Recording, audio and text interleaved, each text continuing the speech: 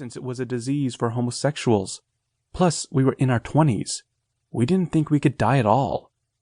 We ran over a bump, and I was rudely jolted out of my reverie. "Not much," I answered Mrs. Kirk a little timidly. "I know it calls itself the nation's oldest city. I know it was here that Ponce de Leon came to look for the legendary Fountain of Youth.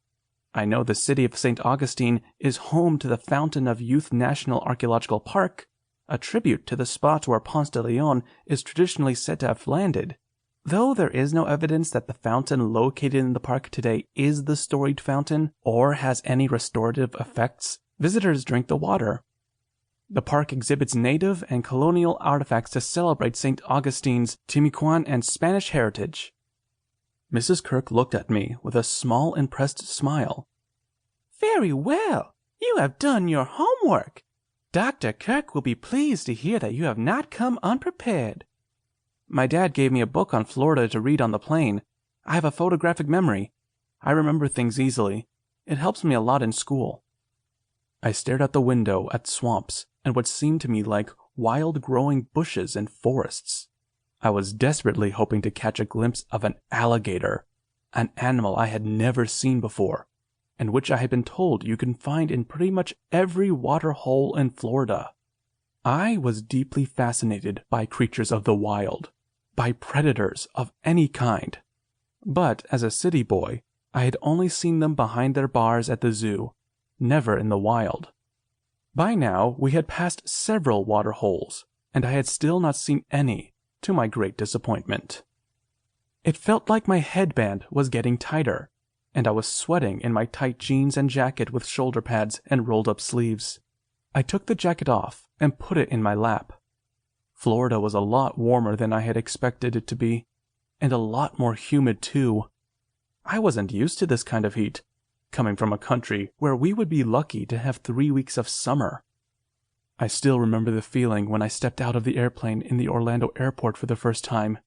It felt like someone had taken a winter jacket and swept me in it, like the air itself was hugging me and welcoming me home. I remember sweating just from walking from the airport to the big black Mercedes that Mrs. Kirk picked me up in.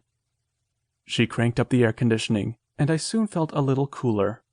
I touched the nice leather seats and suddenly felt so insignificant. Coming from a rich family, by Danish standards, I was used to some luxury, yet I had never been in a car like this. "Well, maybe you'll have to think about losing some of those unruly curls once you become a doctor," Mrs. Kirk said. I touched my hair gently. I liked my blonde curls and had let them grow past my ears, and I wasn't the only one who liked them. The girls did too. Along with my deep-set blue eyes, my curls were my finest features. Why parents and others older than 35 insisted they wanted me to cut them off was beyond me. My dad was the worst. "You look like a savage," he would say, but I didn't care.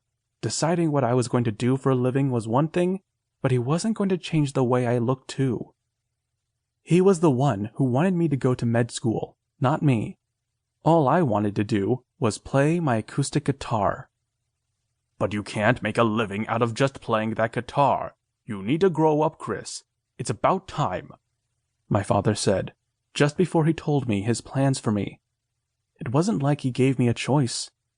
I was going to take over the family practice. It had always been his dream for me, ever since I was a child, so I never questioned it, simply because it would break his heart. I never said no to my father in these matters, and I didn't argue when he told me he was going to send me away for a year either. Instead, I decided to make the best of it. "We're almost there," Mrs. Kirk sang. "It's right at the end of this road." She took a turn, and we entered a small road with around 8 homes. They were nothing like the houses I was used to in my hometown of Odense in Denmark. The town where Hans Christian Andersen was born had old houses, some of them dating to the 1600s. They were small and leaning. The house my father and I had lived in was newer, though, from the beginning of the 1900s. It was an old villa, with high ceilings and stucco in a very lucrative neighborhood on the right side of the river, as they said. Why that was so important, I never understood.